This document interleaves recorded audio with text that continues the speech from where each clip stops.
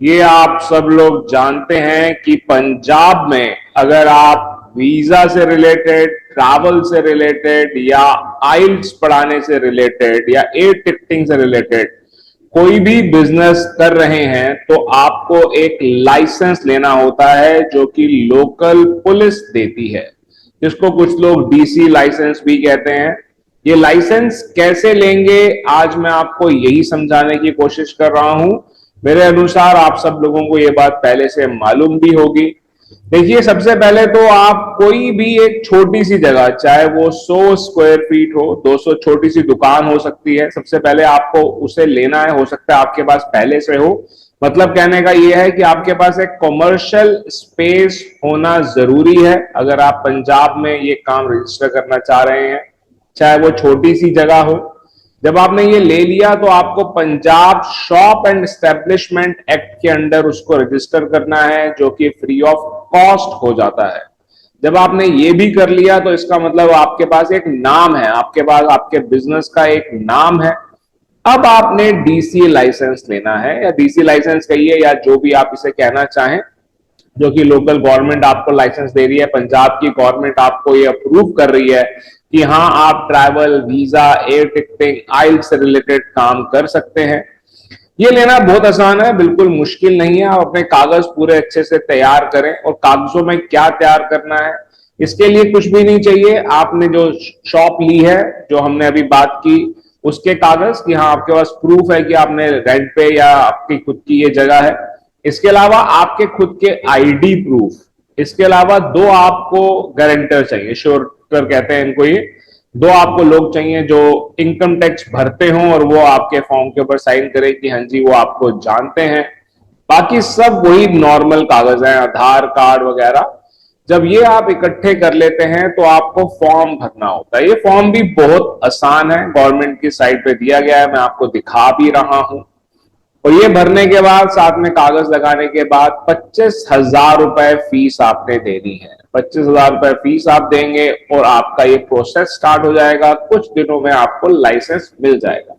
तो ये फॉर्म क्या है, क्या ये पंजाब गवर्नमेंट ने ये डिटेल वेबसाइट में नहीं डाली है? बिल्कुल डाली हुई है। थोड़ा सा लोगों को पढ़ने में शायद दिक्कत आ रही है, तो मैंने इसको आसान तरीके से समझाने की कोशिश की है।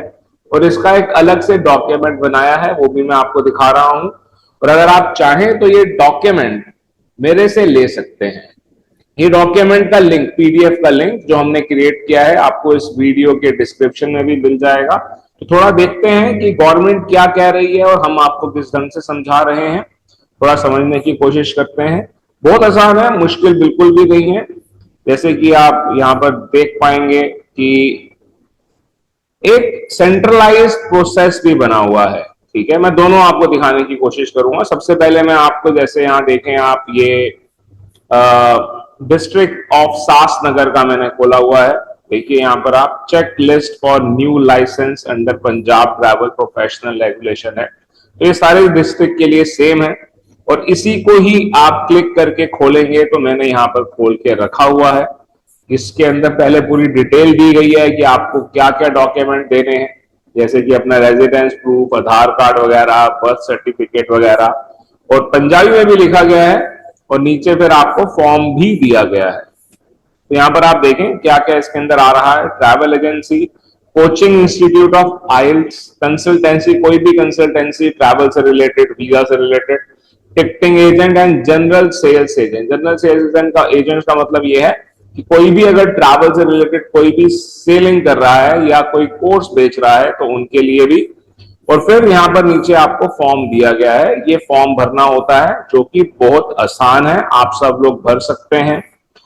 अब हम आ जाते हैं, दूसरा एक और डॉक्यूमेंट है, ये भी सिमिलरली है। जैसे जो लोग पहले से रन कर रहे हैं, जिन्होंने लाइसेंस ले लिया, उन्हें रिन्यू के लिए कौन सा फॉर्म भरना है।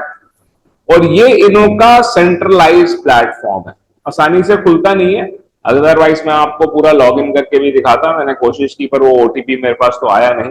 वहां पर आप देख सकते हैं, नाम थोड़ा अजीब है, ऐसे लगता है कि गवर्नमेंट का नहीं होगा, पर गवर्नमेंट का है। ppindustries.gov, Punjab industries. मतलब पंजाब में अगर आप कोई भी बिजनेस कर रहे हैं तो यहीं पर ही आके आपको रजिस्टर करना चाहिए है। तो यहां पर जाकर आप अपना ये पूरा प्रोसेस स्टार्ट कर सकते हैं। और यहां आप हमारा बनाया हुआ डॉक्यूमेंट देख सकते हैं। इस डॉक्यूमेंट में कम शब्दों में आसानी से हमने आपको समझाने की कोशिश की है और जो आपको फॉर्म चाहिए हैं उनके लिंक भी दे दिए गए हैं। तो ये आप पहले हिंदी में देख लेंगे, इंग्लिश में देख लेंगे पहले आप, फिर आपको ये हिंदी में मिल जाएगा। क्या आपको चार्जेस पे करने हैं वो यहाँ पर लिखे गए हैं, आप देख सकते हैं। और फिर आपको ये हिंदी में मिल जाएगा और फिर आखिर में आपको ये पंजाबी में भी समझाया गया है। तो ये पूरा का पूरा डॉक्यूमेंट आप डिस्क्रिप्शन में लिंक दिया गया है, वहां से डाउनलोड कर सकते हैं। इसको पढ़कर अपने कागज आप प्रिपेयर कर सकते हैं और आराम से आप लाइसेंस के लिए अप्लाई कर सकते हैं। पंजाब पुलिस आप जानते ही हैं कि बहुत मेहनत करती है और बहुत ईमानदार है। तो आप ये बिल्कुल ना सोचें कि आपको किसी प्रकार की किसी को घूस देनी पड़ेगी। आपको सिर्फ और सिर्फ अपनी जो फीस है वो पे करनी है और ये खुद फॉलो अप करके आपको ये लाइसेंस देंगे ताकि आप एक अच्छे ढंग से एक अच्छे एजेंट की तरह काम कर सके। अगर आप वीजा का काम कर रहे हैं तो इस बात को याद रखिए कि आप किसी ना किसी की मदद जरूर करें, अपना एक फिक्स प्राइस रखें। जब पंजाब के सारे एजेंट अपना एक फिक्स प्राइस रखने लग जाएंगे तो बहुत सी चीजें आसान हो जाएंगी। झूठ ना बोलें अगर आप किसी को भी गाइड कर रहे हैं, और खासतौर पे जो लोग अपनी जमीनें बेच के अगर आपके पास आ रहे हैं तो इन लोगों को आप ठीक गाइड करें, जो कि आसान है। और वीजा जरूर लगाएं लोगों के। और अगर कोई इंडिया से बाहर जाना चाहता है, इंडिया से बाहर क्यों जाना चाहिए, देखिए समझिए इस बात को। अगर इंडिया के अंदर लेबर करके हमें सिर्फ महीने की सेविंग ही सिर्फ 20,000 30,000 हो रही है, तो इंडिया से बाहर जाकर हम महीने में 1.5 लाख रुपए भी सेव कर लेते हैं। पर इस चीज को समझना है, उसके बाद करना है और एक अच्छे वीजा एजेंट बने, लोगों की मदद करें। थोड़े बहुत पैसे आप भी जरूर कमाएं, पर जो आपके पास विश्वास लेकर आ रहा है उसका विश्वास ना तोड़ें।